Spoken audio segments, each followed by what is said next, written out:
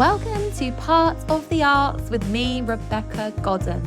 In this episode, we have Emma Hollywood, who is a British actress represented by VisABLE People. She has been involved in productions such as Doctors and the BBC drama The Reckoning. Emma is an ambulatory part-time wheelchair user and hosts a podcast of her own called And the Show Goes On, where she discusses her experiences as a disabled actor and also raises awareness of chronically ill and disabled actors across the entertainment industry. This is a really lovely chat with Emma, so please delve in and enjoy.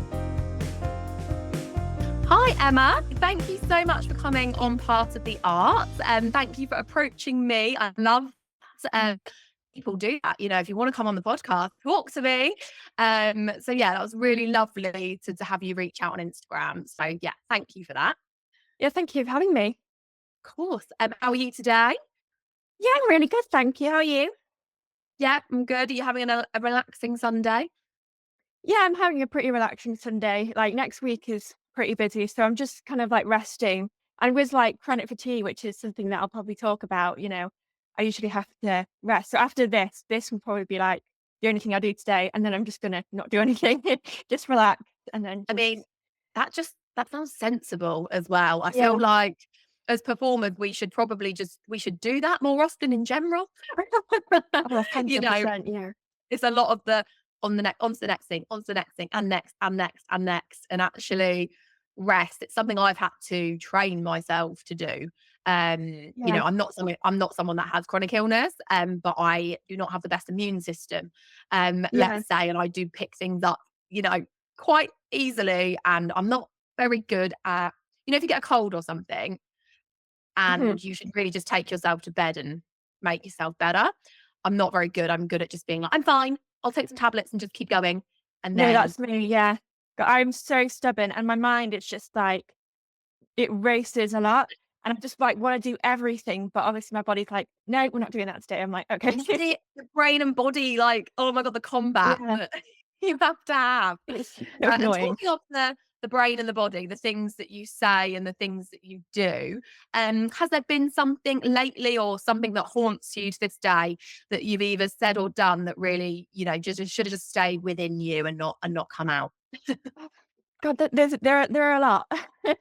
But well, recently I've been rehearsing for a local play, and in the scene, me and this guy, we have to hug. Mm, And I'm quite new to this theatre group, and the idea of having to like it's not like just like a little hug, it's a proper kind of intimate like embrace. And I felt like pretty awkward. mm. He probably didn't feel that awkward. It was probably just me being stupid. But we did the hug, and it was like one of the most awkward awkward hugs. And after, to kind of relieve the tension, I was like, oh my God, that's like one of the worst hugs I've ever had. But I kind of said that just to be like funny and just to kind of like make it light-hearted. And then the director was like, oh no, don't worry, we'll work on the blocking. And I was like, oh no, I wasn't being serious. I was just trying to. I thought, oh no, that is really embarrassing. And You were then trying to break the ice, literally. You were yeah, trying to just be like, obviously, an intimate scene yeah, is an intimate scene. And especially if you've not done many of them or you've not worked, especially always you haven't worked with that actor yeah, alongside that actor very often, it's sometimes easier when you know the person well, even though you're yeah, performing, you've got that rapport, haven't you? And you feel comfortable. yeah, So I think 100% I think a lot of actors will relate to that. yeah, definitely. He is really lovely. It's just like it was so awkward. And when people say like, "Oh, if you're being embarrassed, just say, oh, I'm a bit embarrassed." I Yeah. probably went a bit too far and said, "Oh, that was a really bad hug," and then it was a bit awkward, but it was fine. It was fine. And then the next week, I did the hug, and I read the blocking, but I don't know if this guy read the blocking. Mm. And I ran to him, and I nearly knocked him over. So that was great. So it's like one extreme to the other. I was like too awkward the first time, and then the next time I was just like absolutely bulldozed him. And luckily he had laughed. But I was like, oh my God, You were like this is so great. intense with your attention. You were like, I've got this. Yeah, because my character, it says my character runs, um, but I don't know if he realised that I was going to do that, and I probably ran too fast, and, like, my gravity of my body just didn't work, and I nearly, like, toppled him over, and then he was like, "Oh god, you nearly rugby tackled me," and I was like, "I'm sorry." I love I the was way like, like the director's probably like, this is, you're happy to see each other. This is a hug scene. This isn't tag "Yeah, rugby, yeah, I know." It was like I was thinking, do I say it was just a character choice or I don't but At yeah, it was least all good. like you had the commitment. I love that level of commitment. Yeah. Committed to this. I'm gonna go for it. It's almost like you going for like a dirty dancing list, Emma. Yeah. Yeah. But luckily, I think we've got, like, a good balance now, so I'll probably won't go Good. as far next Yeah. time. What rehearsals for, right? Yeah, It's exactly. what rehearsals for. Yeah, And everyone I'm with sure blessing. the final take or the show will be gorgeous. And talking of, things that we've seen, have you seen anything or listened to anything recently within the arts world that's left you with like that spark of, oh, this is brilliant and giving you some inspiration? I'm not sure. I mean, I haven't been to the theatre in quite a while, which is weird since, like, I'm an actor. Um, but because you sent me these questions before and I was trying to think, and probably, like, the most recent thing that really kind of gave me a spark was The Traitors. Because Mm, the most recent series, that was the first, series I watched of The Traitors, and, like, I was like, "Oh, it's probably won't be as good as everyone's saying," but it mhm. was amazing, and I was like, "Oh my god, I need to, like, watch the other series." So I need to watch series 1 and 2, but it's so good. Okay. Yeah. I'm glad, like, to hear that from someone that hasn't watched it, 'cause I'm probably gonna get, like, backlash from this. I am part of, like, the 1% that's never watched The Traitors. I've not Yeah. watched an episode. I'm not very good at being able to commit to something that's on, like, every single night. Like, my Yeah. schedule's so varied, and with a show like that, it's not really like a binge-worthy show for me, do you know what I mean? Like, it's not, a story where I'm like, "I need to find out what happens next." It's reality TV, isn't it? Where it's Yeah. so yeah, I'm just not very good at, keeping up. Um, so I tend to miss a few episodes and then be like, well, it's too late now. And I'm not going to be sitting down watching a whole day Yeah. worth of this show. Definitely. But exactly what you said, so many people have raved about it. And so many people have said to me, Becca, you'd love it. And a few people have said to me, Becca, you'd be great on it. And I'm like, okay, I feel like Yeah. I need to watch this now. Yeah. I got, sent an email, like, but to audition for series 3 of The Traitors. It was just like a casting call from my agent, and I was Mm. like, "Oh, I don't really know whether to do it," but now I've seen it, I'm like, "You know what? If I got that again, I'd probably go on it." Oh my gosh, do it. That would be so cool. That would be really We're cool. manifesting, Emma. Next thing you know, we're gonna Yeah. be seeing you on the That's that's my when I'll job. watch it. I'll watch it if you're on it. There you go. Brilliant. But I'm glad you said it's as good as the hype, because I do feel like I've got a bit of FOMO, especially when Yeah. people are ranting about it and raving about it, and I'm like, I No, can't. it is really good. The thing is, I don't really like watching new stuff, like, Mm, I know what I like and I like what I know. So I yes, kind of had to force myself into getting into it, but it is really good. Like, it is when you worth the got hype, into it, you were 100%. like, this is worth Yeah. it. I've made a good choice. Yeah, it's amazing. Amazing. Okay. And Claudia Winkleman is great, so I mean, she's just an icon, isn't she? she is. I think I have seen quite, that's the thing as well. You see a lot on social media. Like, I've seen quite a lot of things, a lot of memes and things with her as well. And the Yeah. fact that apparently she's quite sassy, isn't she? With her, she doesn't Yeah. take Oh, nonsense from definitely. anyone. Yeah, love Claudia Winkleman. Which, we love that kind of female empowerment, that Yeah, 100%. just getting stuff done and just being, what are you doing? With things.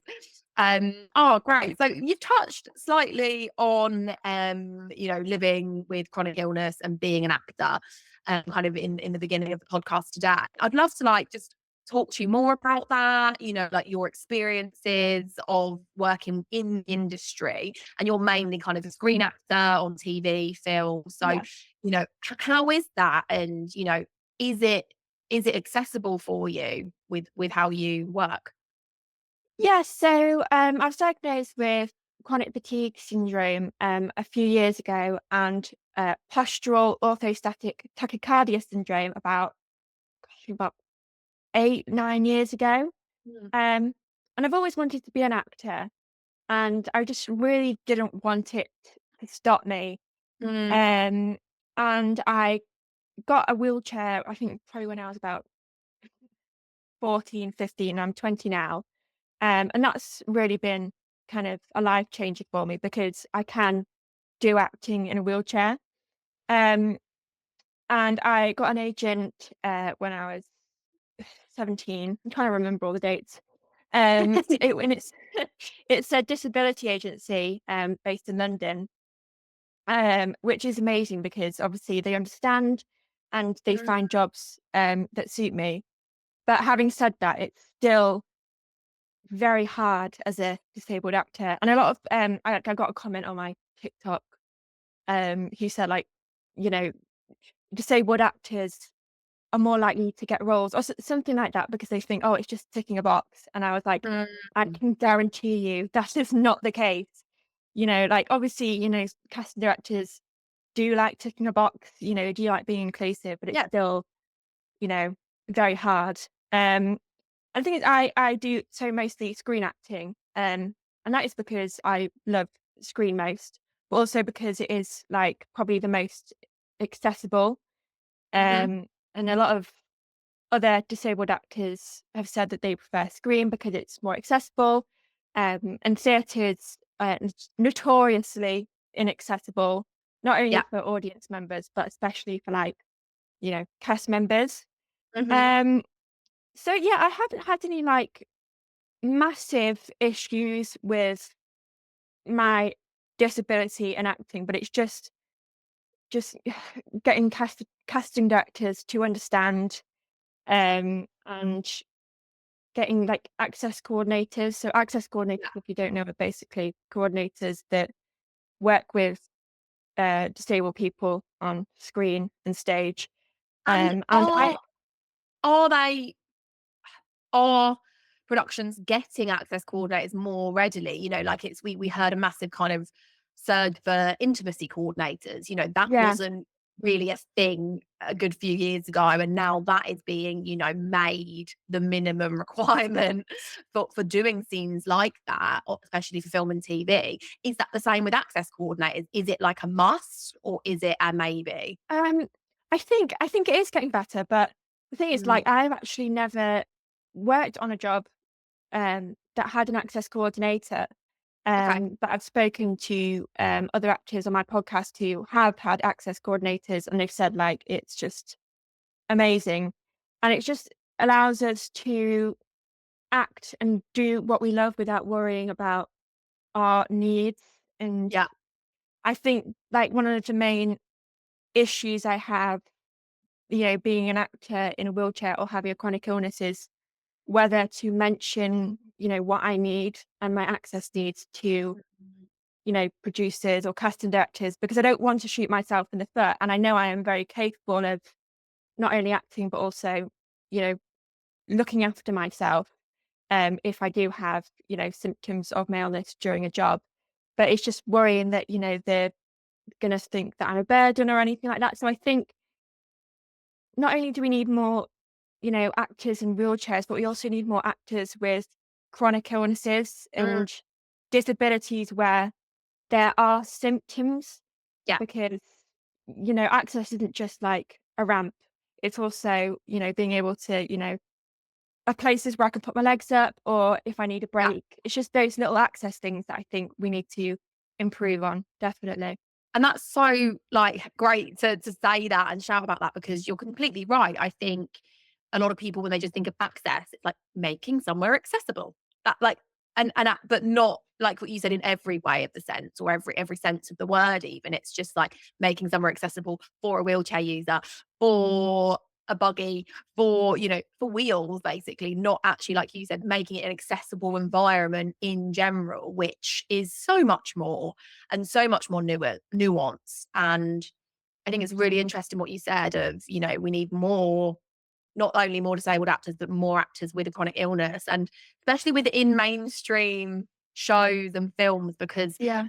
not only is that representation for the audience on the screen, that's also that representation for the crew, because Yeah.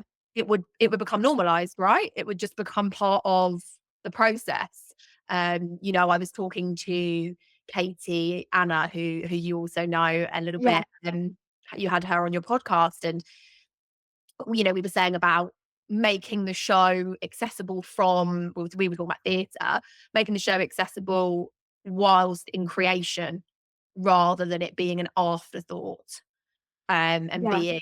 being, making artistic subtitles, for example, and it's part of the landscape of the world that you've produced on the stage, rather than thinking, shit, we've got to get Yeah. subtitles for one show of the 10-week run, or whatever, which we know is not good enough at all. I wonder if it's like it translates in that way within the film and TV industry as well.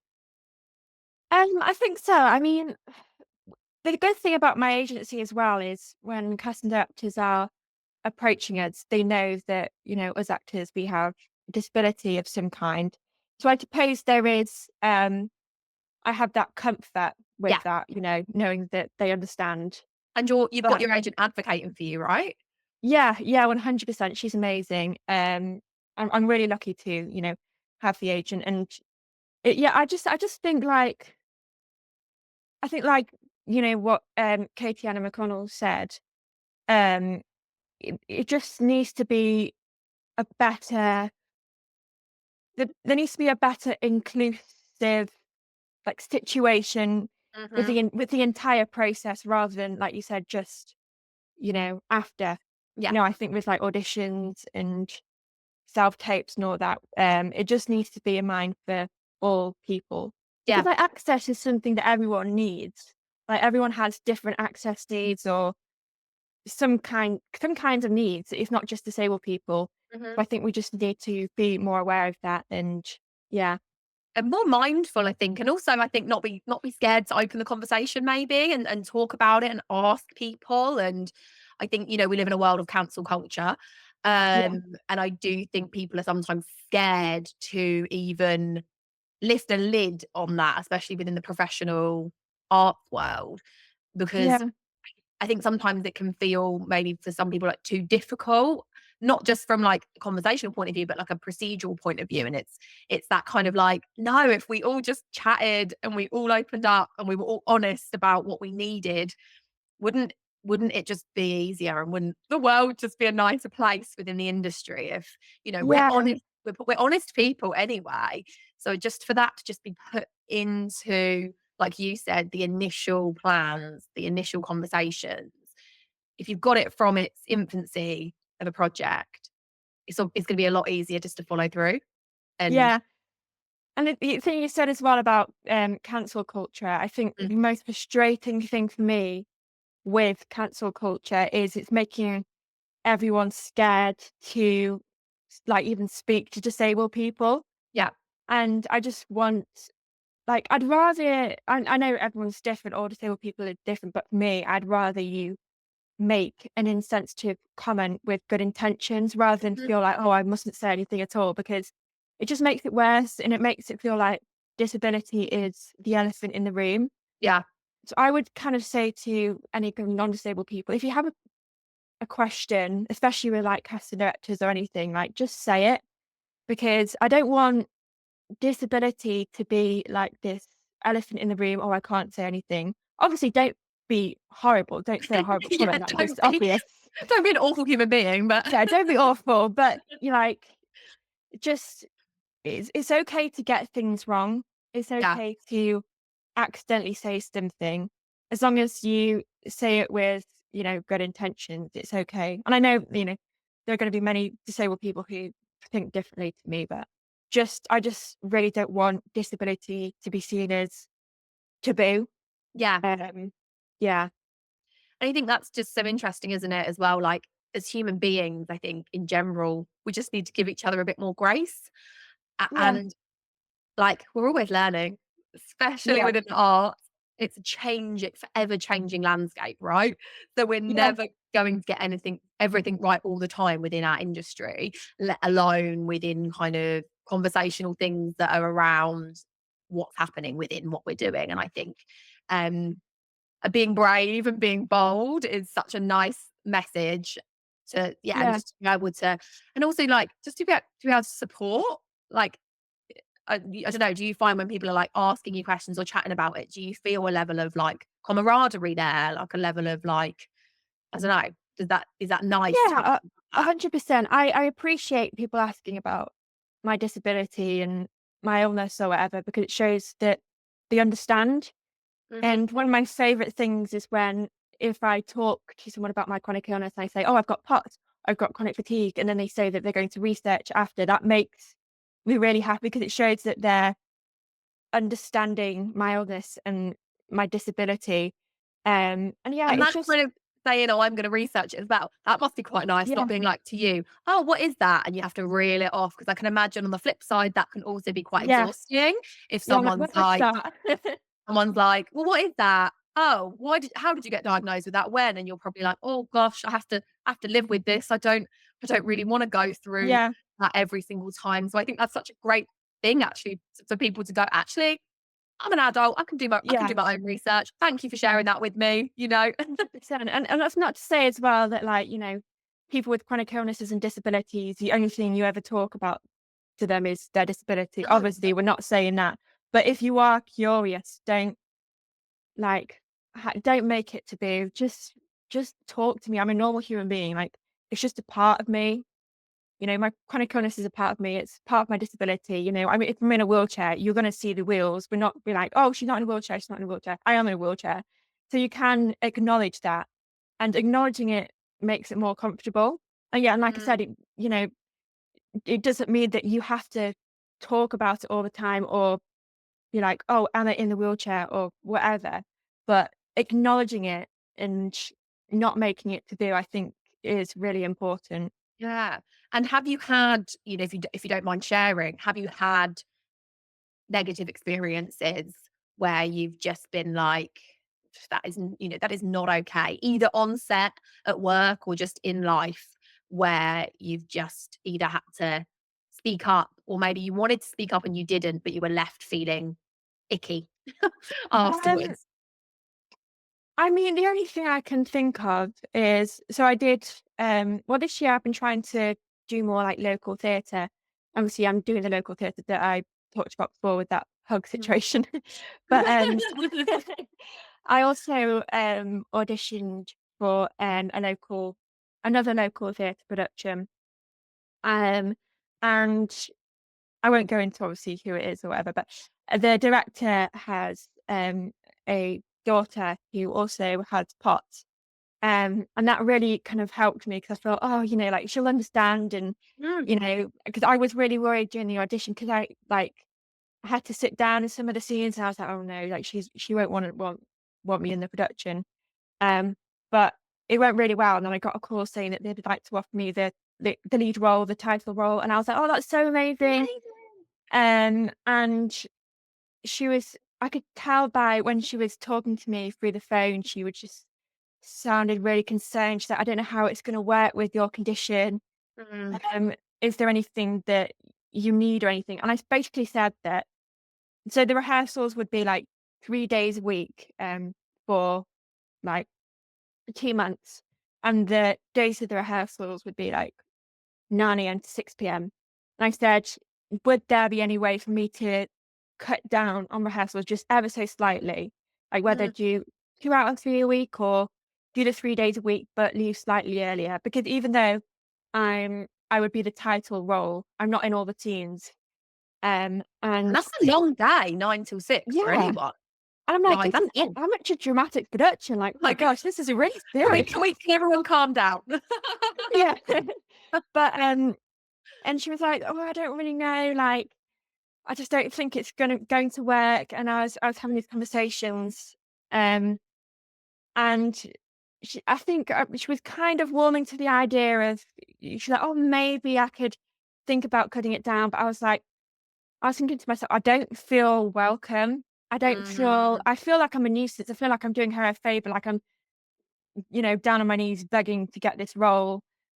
Please accommodate me. And I just felt like a bit of an inconvenience. Yeah. And I was like, you know what, I'm actually just going to turn this down because you, I don't know, it just didn't really like sit Didn't right sit with right. me. And if you weren't feeling, like we said, if you weren't feeling supported in the infancy of that process, Yeah, what are you going to feel like when you get in it? yeah, and You that's the know? thing. And like, I do understand obviously that being the main role is it's going to be hard to be flexible. The things I were asking were things that could be sorted, and I've done like BBC shows and ITV shows, and they've been more than accommodating. And I'm just like, so a big TV production can be accommodating, Yeah. but you can't, even though you're a local amateur dramatics production. But And like, I mean, is there yeah, something in that? I don't wanna offend anyone here, but as in, is yeah, there something in that because it was Amdram, they just they don't have the experience? Like, as in they don't have the professional yeah, industry experience that yeah, the big yeah, TV houses do, and they also don't have the policies and procedures in place. Do you know what I mean? I yeah, I don't do Amdram. I haven't really. mhm, As a kid, I did theatre groups and things like that, but as in I've not yeah, done like amateur dramatic, but I've had a little bit of an experience with a local theatre where I helped another actor kind of within their yeah, process. I was kind of their access coordinator because it was an actor with a learning disability with yeah, Down syndrome, and I was helping him to kind of progress from the theatre company that I ran into mainstream other things. And he just asked if I'd come and support him for a bit of the process and help yeah, the director. And I was like, absolutely, of course. Um, and I came in from an outside view because him and his mum advocated for him and asked me, but that yeah, wasn't really thought of beforehand by the said Amdram company because they maybe just didn't have the professional experience or people. Not that there was a lack of wanting to help and understand, because when I was there, they were like, oh my gosh, this is, of course, this makes so much sense. And I wasn't needed for as much as the actor actually thought I would be. And I knew he'd be all right. But it's just that yeah, comfort, isn't it?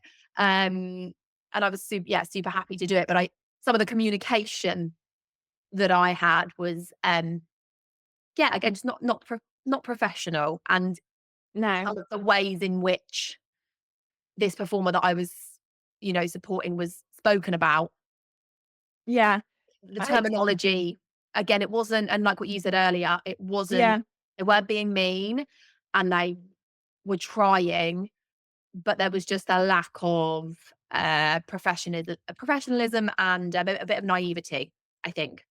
yeah. And I think as well because it was a local theatre group. I was probably like one of the only disabled people like Mm. they've ever thought of casting.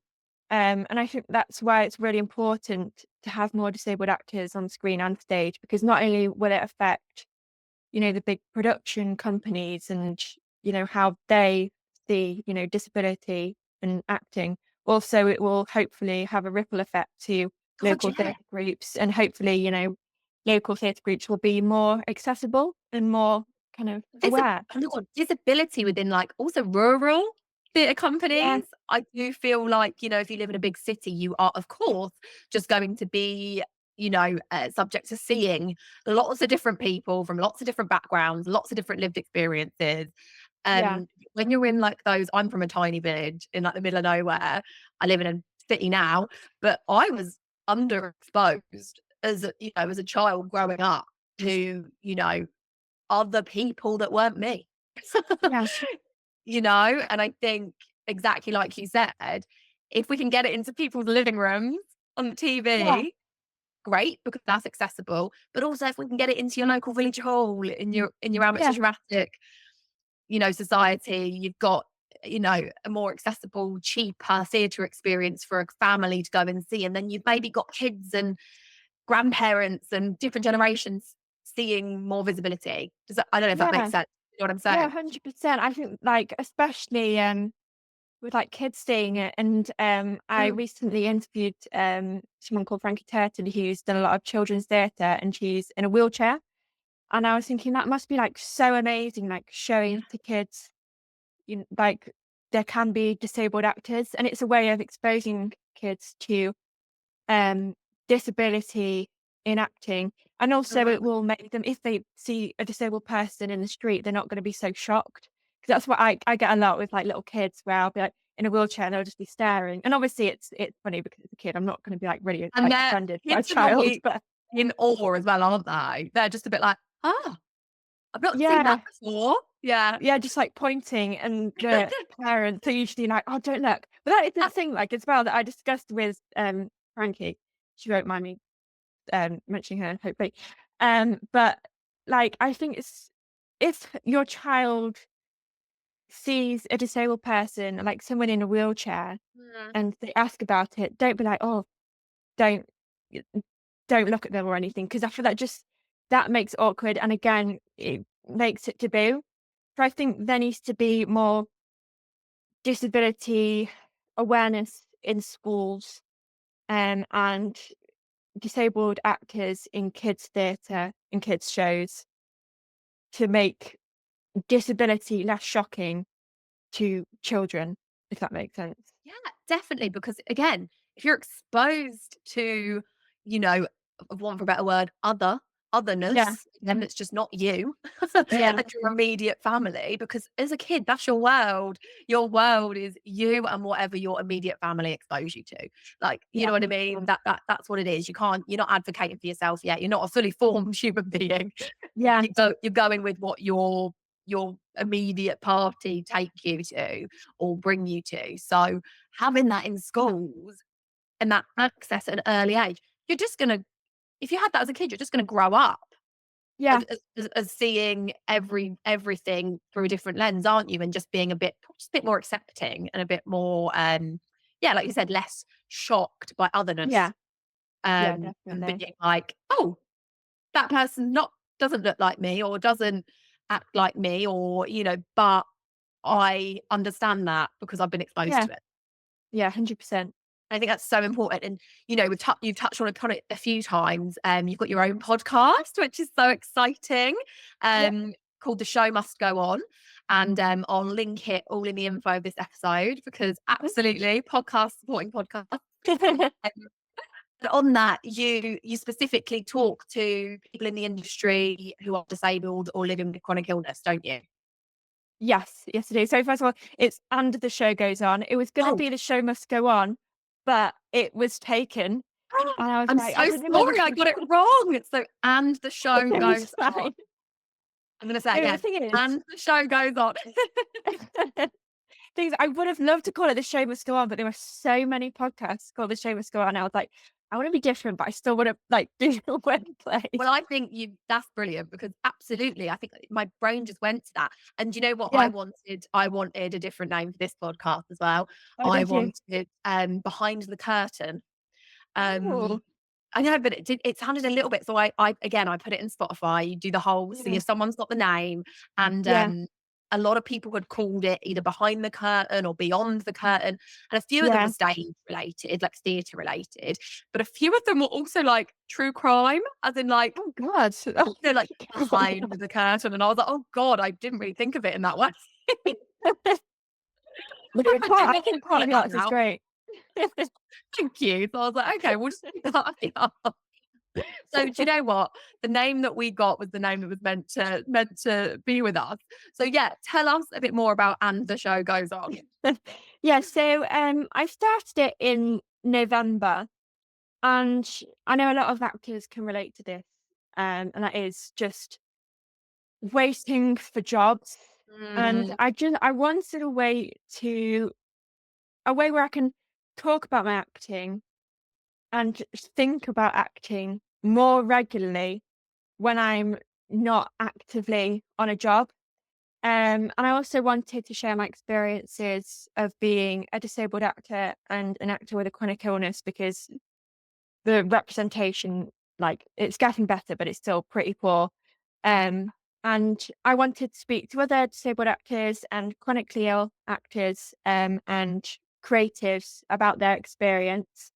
And yeah, it's going really well. I'm really enjoying it, and it's like an outlet, I suppose, for me each week, and it's something to do. And I've made some friends from it, And I suppose the main thing with this podcast is I can, without sounding really cheesy, but I want to inspire other actors, Yeah. not only who have disabilities, but also actors with chronic illnesses and with Yeah. symptoms, to show that even if you do have symptoms and you are affected by your chronic illness, you can find a way to do what you love, whether that be acting or something else. Mm, So I thought that was a really important message for me to get out there to show that, like, you can do what you want. You just need to do it in a different way, mm. to someone else. Yeah.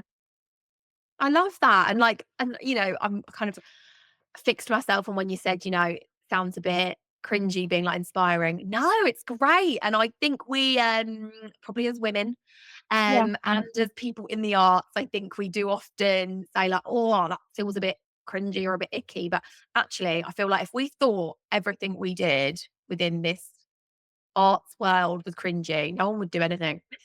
Yeah. Exactly. Yeah. Yeah. Do you know what I mean? Like, Yeah. I feel like sometimes, I mean, I think there was a whole little surgence of it, wasn't there, on social media not long ago of like embrace the cringe. You know, Yeah. sometimes you got to do things that you don't know if they're going to work, or you don't know are going to do what you want them to do, to just see it. What's that classic saying of, what is it, like you've got to fail before you can fly, Yeah. for Yeah. example. And I feel quite similar to you with my podcast in the, you know, just get to chat to like-minded people, Yeah. and people that are from like different parts of the industry or different lived experience. And I find that inspiring. Like, from a selfish point of view, I also get so much out of these conversations, Yeah. and yeah, and you do a lot on social media for it as well. You're so much better than me on the socials. You're on it. I need to get better at that. Finding the time. Um, and you've had some really interesting, yeah, guests on there. Have you got any like highlights from it? Not like specific people, but any like moments, nuggets of kind of wisdom that you've heard along the way through the Um, journey. I mean, the thing is with like the interviews I've done, I've learned like so much. And I suppose like one thing that comes to mind, like a piece of advice, I interviewed an actor called Shreya and Patel, Mm. and I said to her, like, how do you talk to casting directors and producers about your disability, like for the audition? And she said she doesn't say, she basically says, what access needs she has, but she doesn't mention the condition or the disability, until she actually gets a job. And I was like, "Oh my god, that's so genius." Because Mm. you're showing them like, "Okay, I can only work, I don't know, 4 days a week," or Mm. whatever it is, rather than what you're suggesting. But not mentioning the condition or disability allows them to it stops them from making assumptions. Ah. I suppose as well, like, if I said to a casting director or a producer, like, I have chronic fatigue syndrome, you might, like, really panic and think, "Oh, she can't do anything." But the thing is Mm. the truth is, with my specific condition, obviously, I suffer a lot with my chronic fatigue, but I can do lots of things. I can still do my job.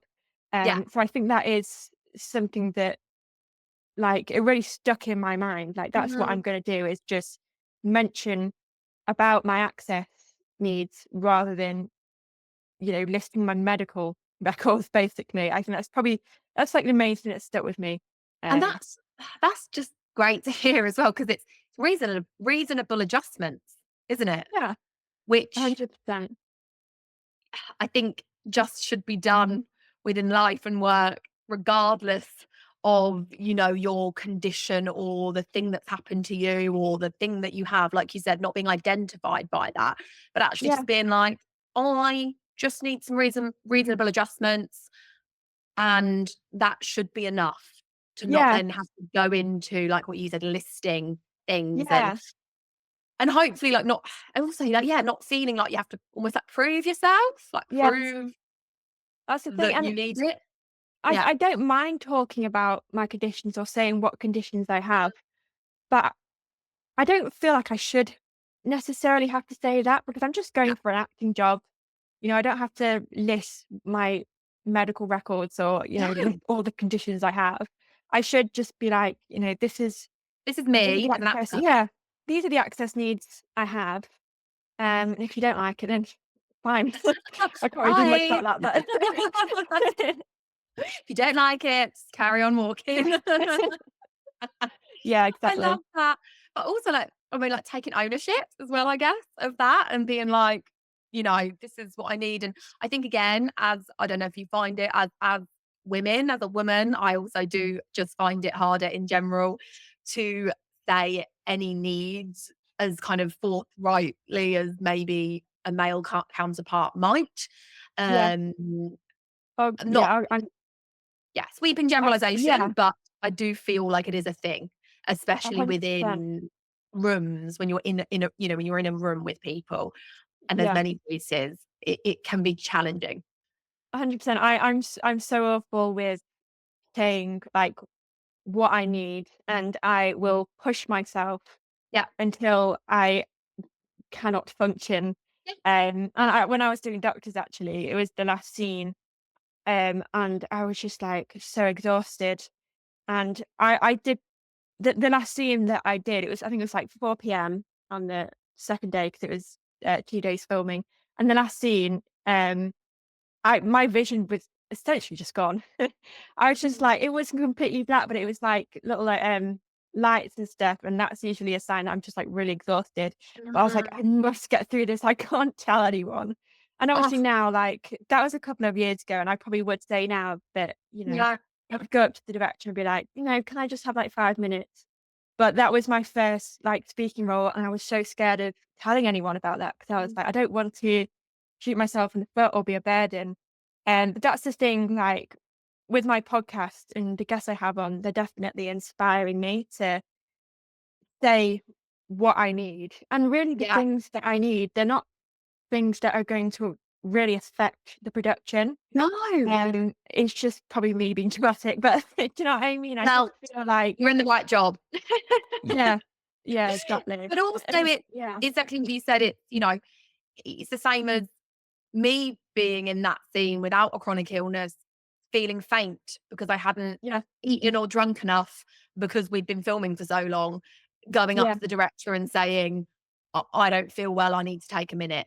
Do you know what I mean? And I think it's almost yeah, like moving it from the because and just being like, I just don't feel well. I need to have a moment. yeah, But I think I'm bad at that in general as well. I've I badly broke my elbow at the end of November and yeah, I'm in rehab, I'm in physio at the moment, and I have fully gone back to work now, but I have to have reasonable adjustments at the moment. I yeah, It's exhausting when you're healing from something.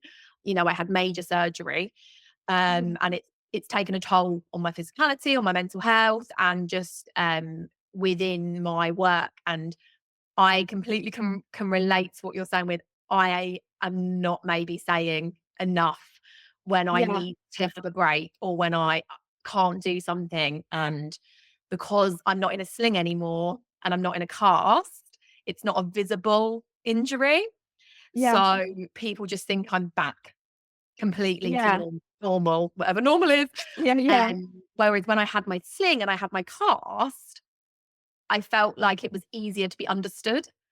yeah, Um, 100%. so I don't know, do you find that, when you're in your wheelchair as opposed to not being in your wheelchair, the invisible illness, as it were, is that a tricky balance? I can only imagine it must be with how I'm feeling with just an elbow break.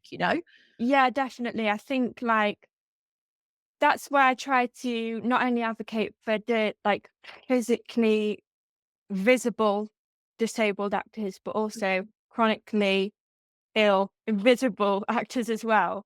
Because, like you said, with your sling and stuff and with my wheelchair, like so when I was doing the doctor's thing, for example, so my wheelchair was in the scene, but I wasn't in it. I was just kind of sitting down, Mhm. and in between takes, I was walking and all that jazz. But it is hard, like when you have an invisible illness, because like people don't really understand, like, Yeah. oh, but you don't look disabled. Um, and that can be quite frustrating, like on job and also just in In real life. life. People don't really understand. And there are times where I'll be in a wheelchair and then I'll feel all right to walk, and I'll just like get up and like everyone like on the street is like, "Oh my God." And I've like tried to be like make it funny. There were times where I've just like got up and just like started running because it's just funny to see people's reaction. Everyone's like, she's been healed. Yeah, I was on when I was doing another BBC job, I got up from my wheelchair and I don't know who it was a crew member, and they're like, "Oh my God, it's a miracle." And I'm like, "Yeah." Like, what can we just say to that? Oh God. Yeah, so it can be quite tricky. Um, but yeah, I think that is why we need more visibility with chronically ill actors as well, because access isn't just for people with a physical disability, it's No. also people who have symptoms like me. Yeah, like 100%. And honestly, I just find it, I could talk to you all day. I find it so fascinating and interesting. And Yeah. the fact that you're what you said, you're 20? Yes, I'm You're 20, only yeah. 20, and I feel like you've got a lot of wisdom, Emma, and I feel like, Thank you. I hope that as you chat to like-minded people and you're in the industry longer, that you've used Yeah, the word, you don't wanna feel like a burden quite a few times today, and yeah, I just hope that stop feeling like that, because that can't be a nice space to be in. And I yeah, will tell you that, I think we've all felt like a burden in some way or another in life.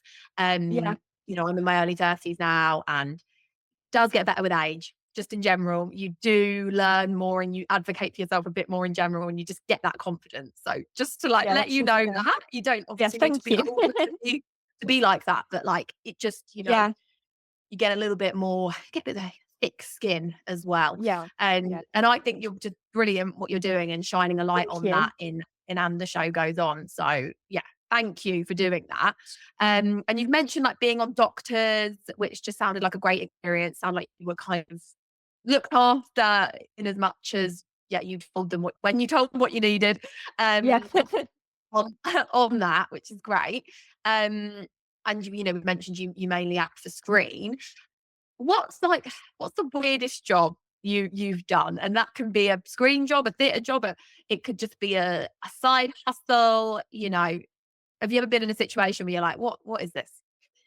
Yeah, so actually it was the most recent job I've done. It Oh, wasn't a like nice fresh new one.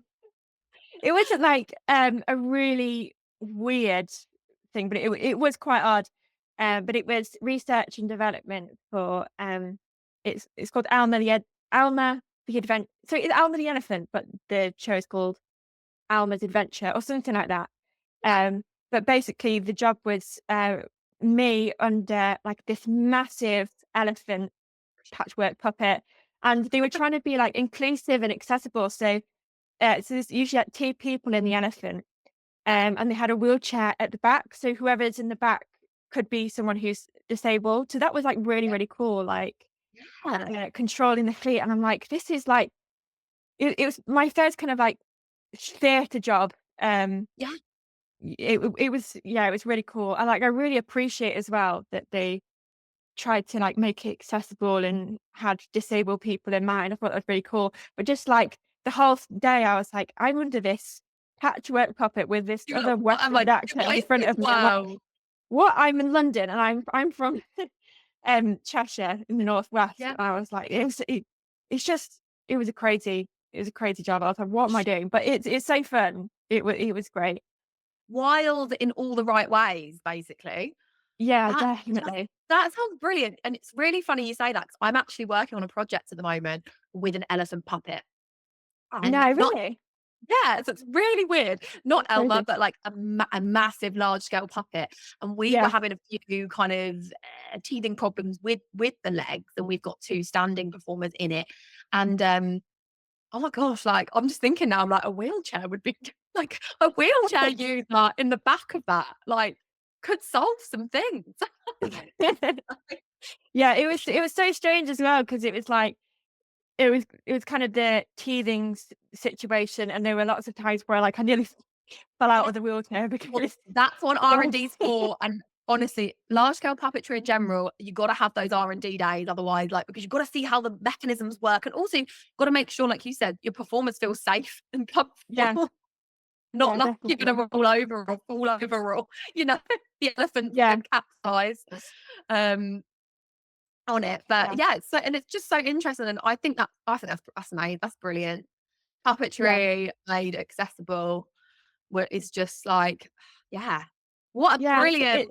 It's something I'd never done before, and it was just really fun. And it's R&D is a side of acting that non-actors don't see. But it's just Yeah, like really fun, and it's a way to connect with people. And not a lot of people can say they've been under a West End Elmer the Elephant, which is pretty cool. So I was like, you can, it's an odd you know, job, but it's great. it's honestly the wild in the most wonderful way. And, Yeah, and like I said, and for those, I know we're using acronyms here. So R&D stands for research and development stage of a show. And it's basically just workshop days to try out a new concept. And that can be any artistic concept for a show. And like what you said, Emma, they're the most wonderful days. And I did one a few months ago, and I hadn't done one in years. And it's just a yeah, beautiful, it's just, what is it? That's just like you're getting paid to just have fun and be creative and work yeah, through the magic to get it yeah. to And that. also, it's a professional job, but it doesn't feel like a formal situation. It's just like really nice and chill. And I was able to like put my legs up, and Just, no one even blinked twice. Like, it was just great. It was just a really yeah. nice casual job, and I got paid for it. So I was like, it's a Ah, win-win. well, let's manifest more of that for Oh, 2025 for you 100%. then. Yeah, I'd love some more R&D work. I would put R&D work out there. We want more. And before we wrap up today, I just would love to ask you if you've got anything or anyone that you'd like to shout about. Obviously we've shouted about your podcast and the show goes on, and like, please guys, listen to that. And yeah, we'll put all the links in this episode. But is there anything else you'd like to kind of shine a light on? I don't think so. There isn't anything specific at the moment, but if you follow my Instagram, which is Hollywood, and another, so Hollywood D, so two D's at the end. Yeah. And I do updates. And you can also follow my podcast Instagram, which is And the Show Goes On Pod.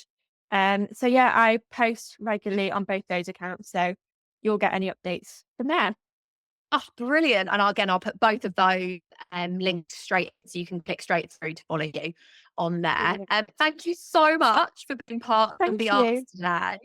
Thank you for having me. It's been lovely. Good. I hope you had fun. It's been such a lush conversation to have on a Sunday. Thanks for giving up a bit of your Sunday afternoon. Oh, no And worries. yeah, I'm sure we will chat. We'll chat soon. A new connection has been made. Yeah, definitely. 100%. Thank you. Thank you. Take care. Bye. Thank you. Bye. Thank you so much for listening to Parts of the Arts. If you enjoyed this episode or any of the others, please subscribe, share, and leave us a review. Also, we would love it if you could support this passion project by buying us a coffee. All the info is below. Thank you and see you next time.